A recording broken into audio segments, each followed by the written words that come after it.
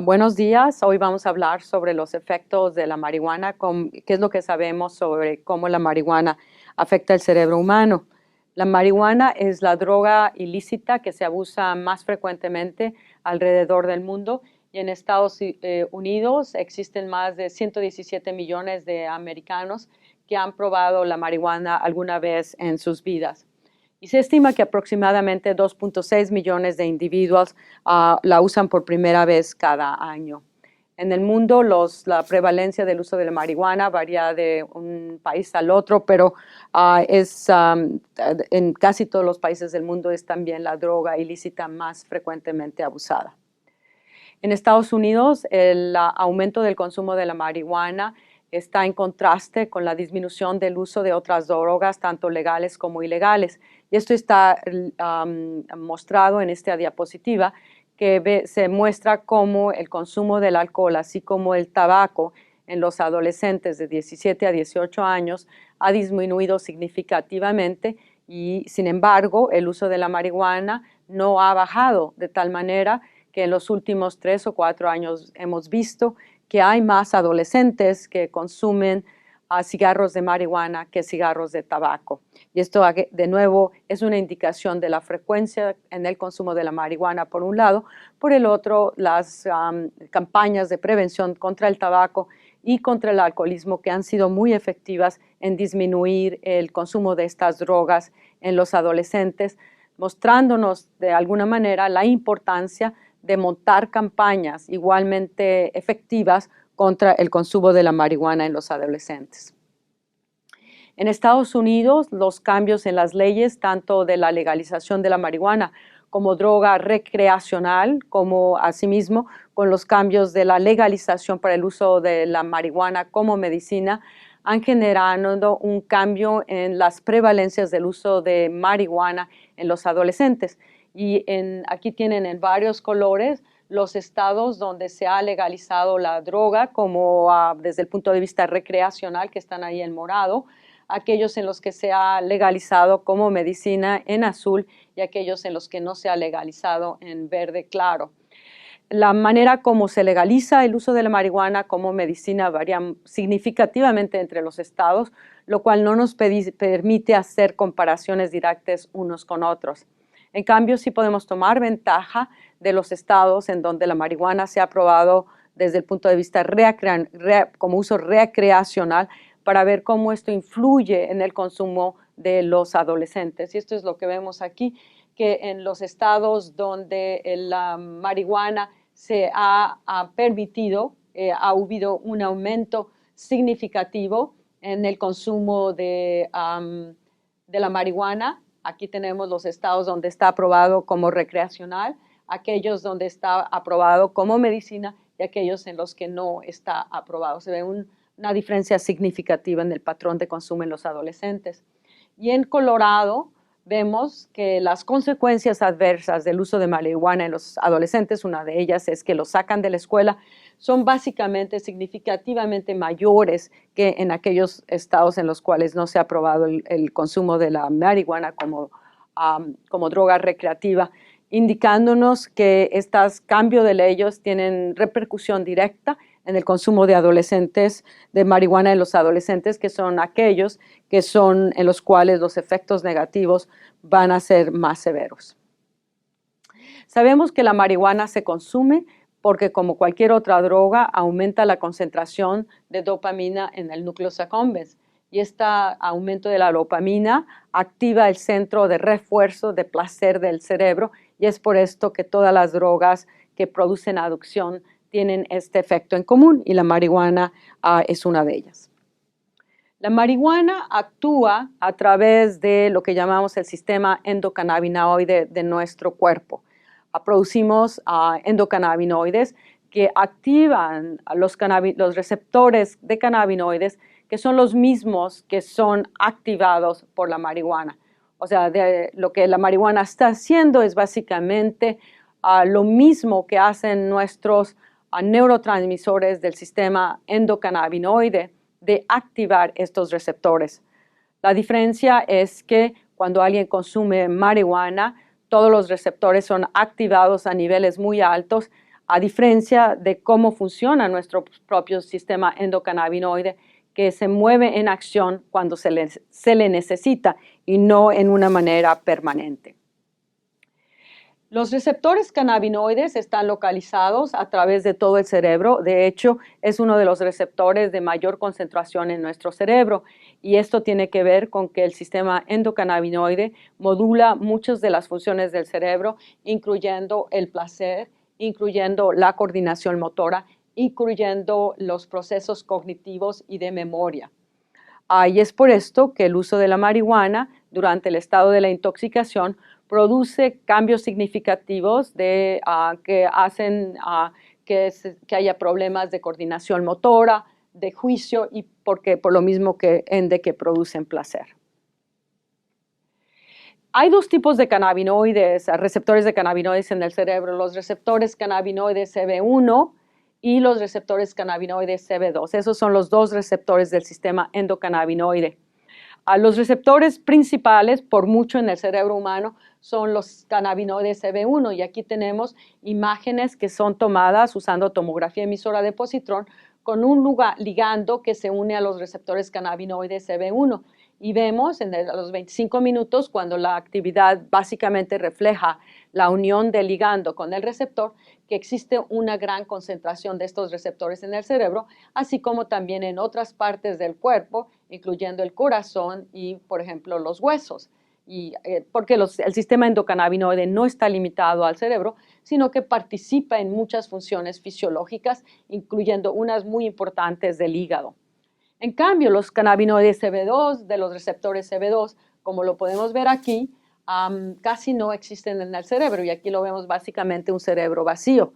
Los cannabinoides CB2 están principalmente en tejidos del sistema inmune y de ende que los veamos en gran concentración en la médula ósea, así como igual que en los cannabinoides CB1, en el hígado y otros sistemas linfáticos.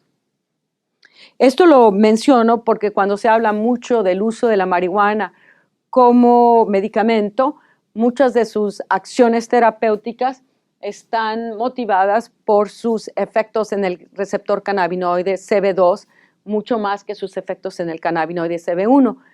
Y sin embargo, la mayor parte de la marihuana que se consume en el mundo tiene un contenido muy, muy bajo de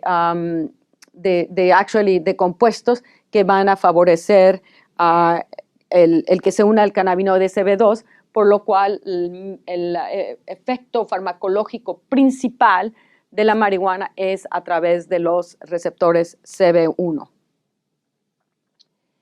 Aquí tenemos otro estudio de imágenes cerebrales con tomografía emisora de positrón, localizando las concentraciones de los receptores CB1 en el cerebro, pero en este estudio se compara la concentración de los receptores en individuos que son abusadores de la marihuana con sujetos controles. Y lo que se muestra es que en todas las áreas del cerebro, en unas más que en otras, la concentración de estos receptores cannabinoides está significativamente disminuida en los abusadores de la marihuana. Y esto hace que, por un lado, se vuelven tolerantes a los efectos de la marihuana misma, requerirán dosis más altas para tener los mismos efectos, dado que los receptores están reducidos, pero muy importantemente, cuando no están intoxicados, el sistema endocannabinoide va a ser mucho menos efectivo en realizar los procesos funcionales del cerebro y fisiológicos que normalmente hace. De allí los efectos negativos, muchos de los efectos negativos de la marihuana tienen que ver con que el sistema endocannabinoide disminuye su influencia debido a estos cambios de adaptación con el uso crónico de la marihuana. Esto claramente ha generado muchas preguntas mucho interés en cuáles son los datos que tenemos sobre si la marihuana es perjudicial al cerebro humano y si contribuye a las enfermedades mentales. Sabemos claramente que el uso de la marihuana está asociado con un riesgo de adicción.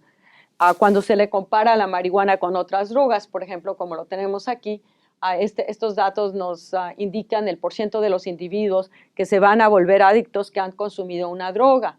Y vemos que en el caso de la marihuana, el 9% de aquellos individuos que han consumido la droga se van a volver adictos. Este porcentaje es menor que el que se obtiene, por ejemplo, con la heroína, que es el 23%, o que con el tabaco o el alcohol. Sin embargo, la comparación con estas drogas es más difícil, dado que estas son ilegales y esta es legal. Y claramente el acceso a la droga hace que la probabilidad de que se consuma repetidamente se vuelva mucho más alta. Y sabemos efectivamente que cuando, si bien es cierto que solamente el 9% de los individuos se van a volver adictos que consumen marihuana, esos números cambian si la marihuana se empieza en la adolescencia, en cuyo caso el 16% de los individuos se van a volver adictos, o si la marihuana se consume diariamente, en cuyo caso el 50% de esos individuos se van a volver adictos, indicando efectivamente los efectos adictivos de esta droga y particularmente identificando que estos efectos son particularmente problemáticos con el uso de la marihuana en los adolescentes. Esto también se ilustra, estos efectos negativos, con estudios que han mostrado que el uso de la marihuana durante la adolescencia no solo está asociado a un mayor riesgo de adicción a la marihuana, pero también está asociado a un mayor riesgo a la adicción a otro tipo de drogas.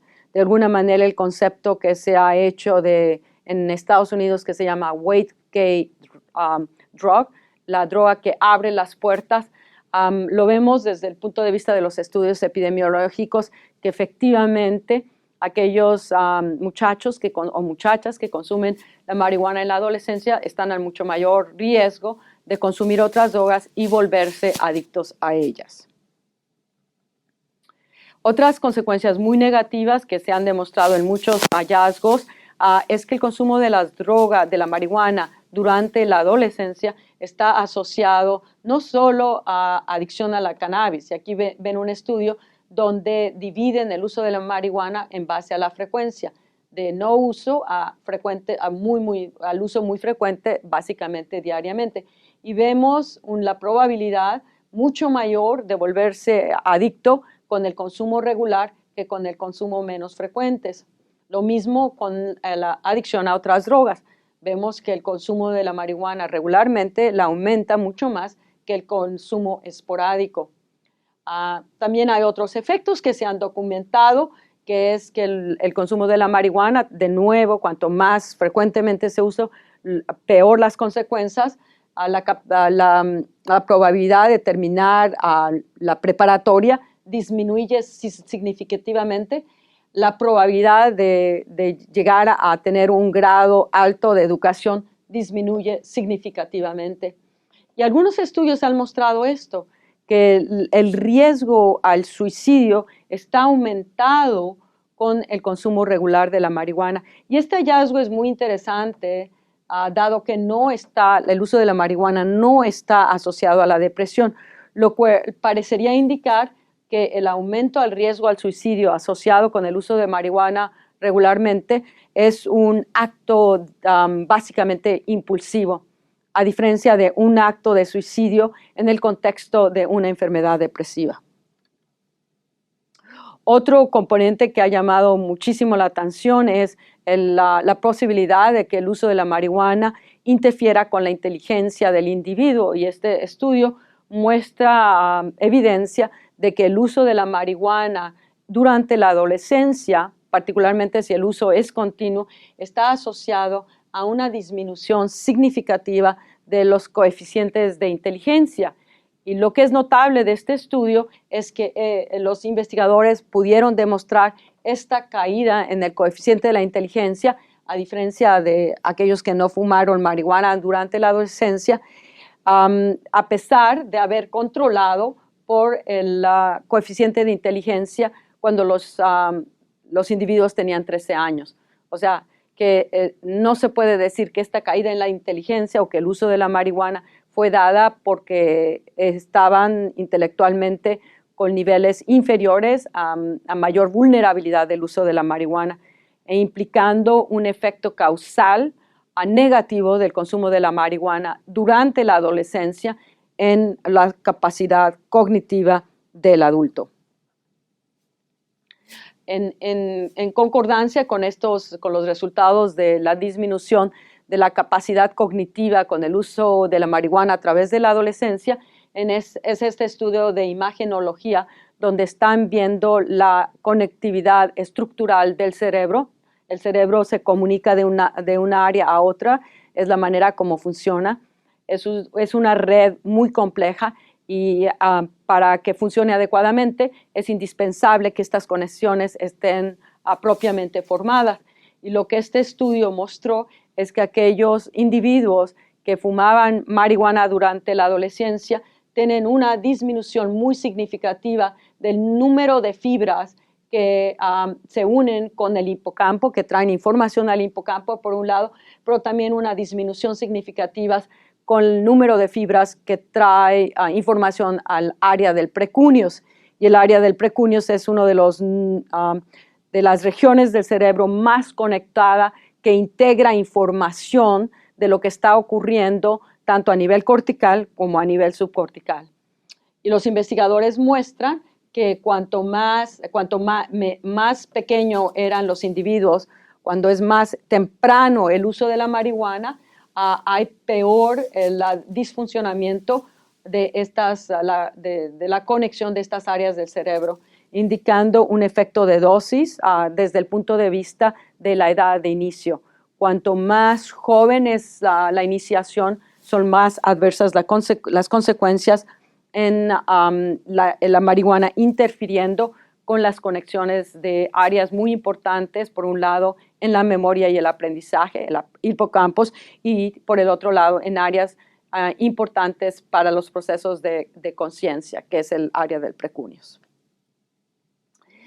Otro componente que muy problemático y todavía que está debatido en muchos lugares es si la marihuana está asociado con un aumento de la probabilidad de ciertas enfermedades mentales.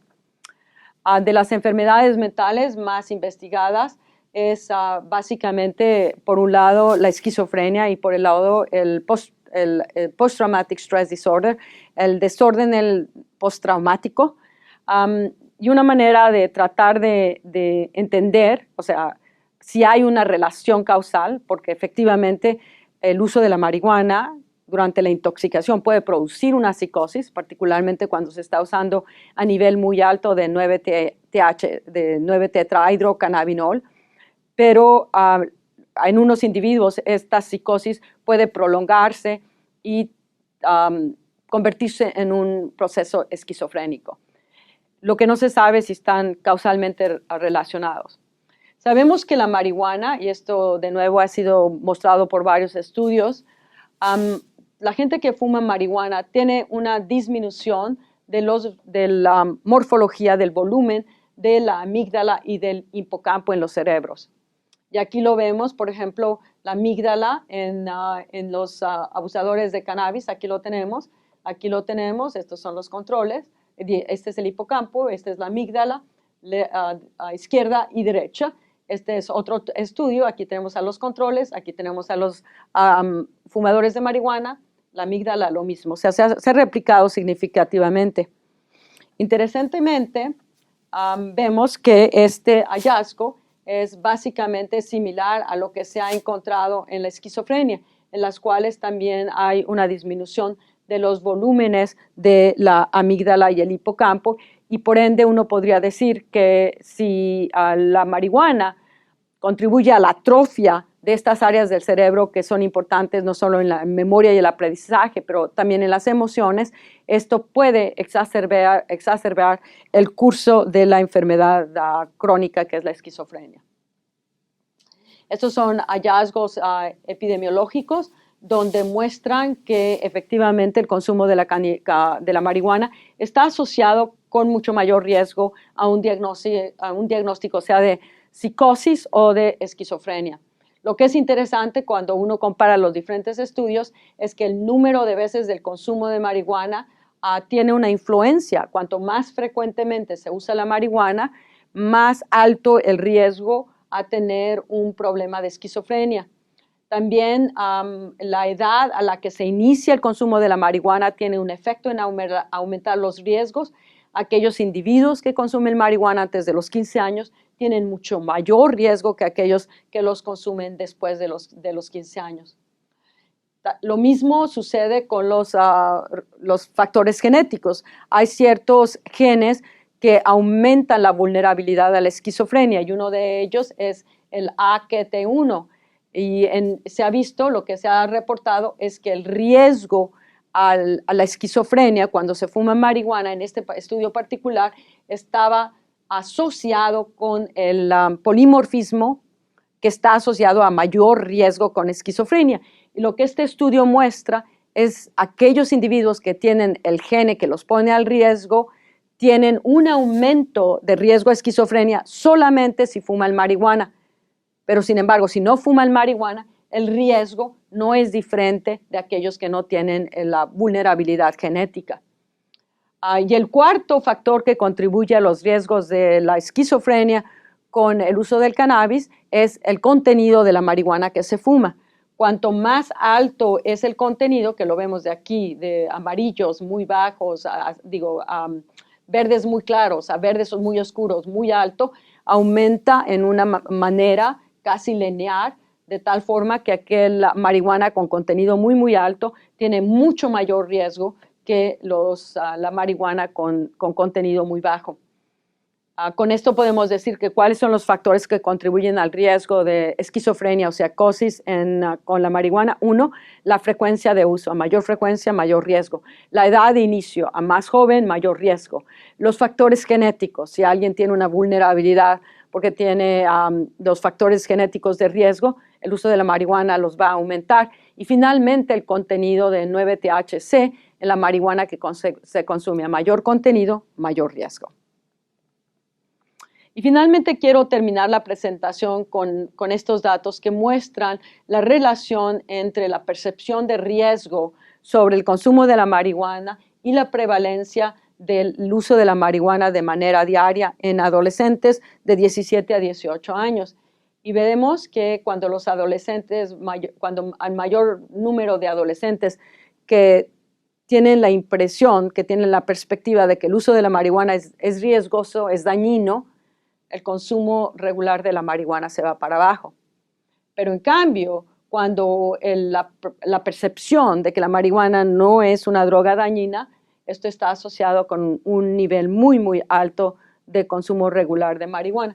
Actualmente nos encontramos en el 12-13, donde se está bajando la percepción de riesgo en los adolescentes sobre la marihuana y vemos que ha estado aumentando el número de individuos, adolescentes, que toman la marihuana regularmente.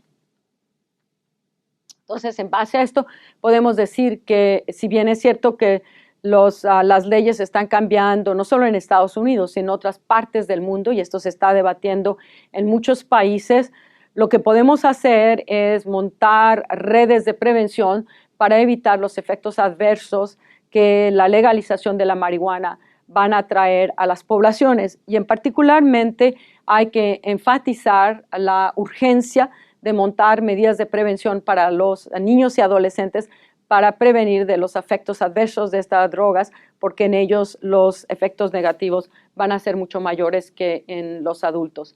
Esto implica a montar redes que van a disminuir los factores que aumentan el riesgo y aumentar las redes que van a proteger a los individuos del uso de la marihuana. Factores de riesgo son factores a nivel individual, dificultad de socialización, dificultad de conductas agresivas, falta de supervisión de los padres, abuso de sustancias, el acceso a la droga y la pobreza que está asociado con mucho menor oportunidades de conductas y de crecimiento para el adolescente o el niño. En cambio, estos son factores de protección a aquellos individuos. A los niños hay que mostrarles si hay intervenciones para aumentar el control ejecutivo, aumentar su capacidad social de tal manera que tengan mejores relaciones sociales, mostrar a los padres y educarlos de cómo darles una supervisión adecuada, encontrar escuelas y sistemas de comunidad que les apoyen su desarrollo a nivel educación, pero también a nivel personal. Estructuras de la comunidad que tienen claramente explícito la dificultad al acceso de las drogas, la educación de que las drogas son negativas y una estructura de comunidad que da soporte social a los muchachos. Todos estos son factores que si se implementan puede tener un efecto de protección contra el consumo de las drogas, aun cuando éstas se vuelvan legales, como ha sucedido en Estados Unidos con el consumo del tabaco, el cual es una droga legal y sin embargo el consumo ha disminuido significativamente en los adolescentes dado a una intervención de prevención muy, muy agresiva. Y con esto les quiero agradecer la atención y me gustaría estar con ustedes, pero como no lo puedo hacer, al menos lo hago electrónicamente y les deseo mucho éxito con el resto del Congreso. Hasta luego.